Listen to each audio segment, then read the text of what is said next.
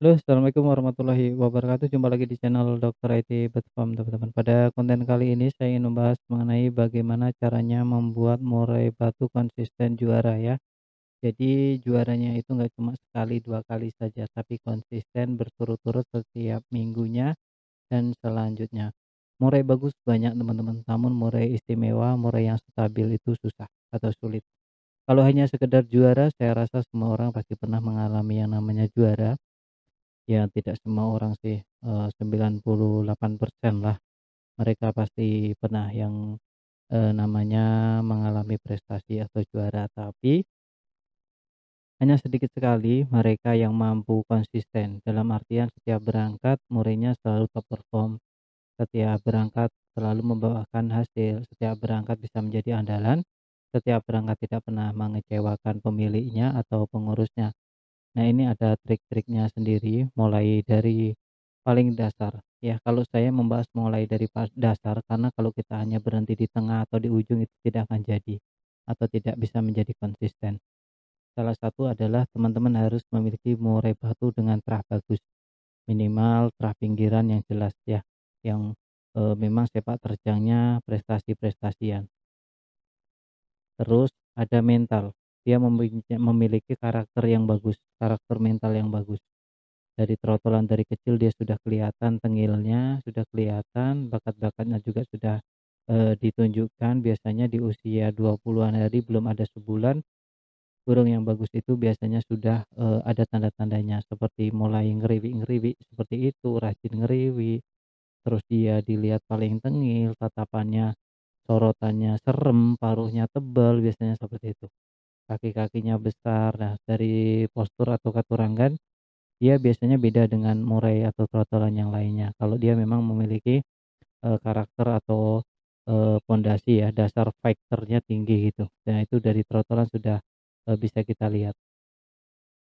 Terus kita harus mencetaknya, dalam waktu trotol kita tidak boleh menakar-nakar untuk EF-nya atau untuk jangkriknya harus sekian itu tidak boleh ya. Jadi kalau untuk trotol kita, yang kita perlukan adalah pertumbuhan. Jadi postur-posturnya jangan sampai kekurangan nutrisi. Makanya di sini kita push nutrisinya setinggi mungkin. Tidak boleh ada batasan-batasan untuk EF-nya itu sendiri. EF-nya pun tidak boleh sembarangan ya. EF-nya pun harus dikasih vitamin. Vitaminnya apa ya? Seperti dedaunan, nutrisi yang cukup untuk jangkriknya. Jadi jangkriknya itu tidak hanya dikasihkan saja, tapi juga jangkriknya dikasih makan yang nutrisi tinggi.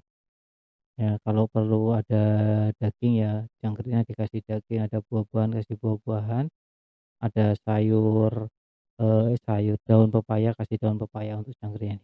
Ini untuk pertumbuh kembangan dari trotolan tadi, agar menciptakan postur yang bagus ya. Karena, semua hasil sukses itu butuh proses yang tidak instan ya, tidak instan. Jadi benar-benar butuh proses dari awal dan ada runtutannya. Tidak serta-merta langsung gajluk. Udah jadi murai batu gacor terus dia konsisten itu ndak seperti itu, ya. Karena pada dasarnya kalau orang bilang itu membangun dari awal itu lebih mudah daripada merenovasi atau menghancurkan lalu membangunnya kembali itu membutuhkan biaya 2 kali lipat, ya. Jadi lebih baik membangun ya start dari nol dari tertolan tadi, kalau perlu melolos sendiri ya, kita tahu, nutrisi yang diasupkan ke burung murai batu kita. Yang paling pondasi dasar ya terah, ya. Terah itu bagus, makanya jangan sembarangan untuk membeli burung murai batu, kalau niat teman-teman adalah untuk perlombaan, ya. Yang dibeli itu bukan hanya sekedar burung kalau harganya memang mahal, karena prosesnya itu yang memang, tidak instan, butuh kesabaran dan butuh biaya, ya.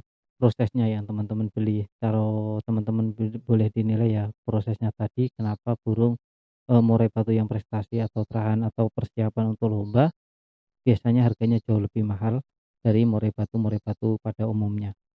Kalau hanya sekedar membuat rotolan itu mudah ya, tapi untuk kandungan nutrisinya ya itu yang perlu diperhatikan kalau kita memang mau menyiapkan untuk lomba, ya tidak boleh sembarangan. Pondasinya adalah dari lolohan sampai dia mandiri, itu yang memang benar-benar perlu harus diperhatikan betul ya untuk teman-teman semuanya. Lantas, itu waktu trotol. Waktu trotol itu kita harus memberikan asupan yang bagus, seperti nutrisi yang cukup ya, yang tadi. Tapi masih dalam koridor atau batasan, tetap semua ada aturannya, tidak boleh melebihi. Aturannya seperti apa aturannya? Trotolan kita masih mau makan pur, ya. Boleh EF sebanyak-banyaknya, yang penting trotolan kita masih mau makan pur. Kalau mau diikutin dengan cara saya silahkan, nggak mau juga nggak apa-apa. Tapi kalau nanya sampel, ada murai yang stabil dan konsisten, insya Allah saya ada. Ya, sampai sekarang saya ada, sampai detik ini saya ada. Bahkan minggu kemarin juga kita prestasi, sebelumnya juga kita prestasi lagi. Ya, ini beberapa hari ke depan kita juga mau lomba lagi dan target kita juga selalu satu. Itu ya teman-teman. Tadi sampai mana ya? Sampai trotolan ya. Untuk perawatan trotolan teman-teman boleh mengikuti, boleh tidak. Ini tidak wajib. Saya hanya sharing sepengalaman saya kenapa murai batu saya stabil. Itu aja. Ya. Kalau mau ya silahkan. Jadi trotolan tadi boleh EF sebanyak-banyaknya. EF-nya apa aja? Apa aja boleh, asalkan jangan yang terlalu panas-panas ya. Yang panas-panas juga boleh, kasih dikit aja, nggak harus banyak-banyak. Ya kalau mau banyak ya jangkrik nggak apa-apa ya. Dalam artian jangkriknya juga harus dipenuhi nutrisi. Yang penting masih mau makan pur. Sesekali kasih kroto bagus ya. Kasih ulat hongkong boleh, kasih kandang boleh, kasih cacing boleh ya. Tidak ada larangan. Yang penting dalam masa pertumbuhan itu bagus. Oke, lanjut. Ketika burung murai batu kita masuk ke pastol, dalam mutasi pastol, mutasi atau ganti bulu, ini kan pertama namanya mutasi. Kalau yang ini belum mabung, tapi orang bisa menyebutnya mabung, pergantian bulu boleh ya. Ya bebas pokoknya.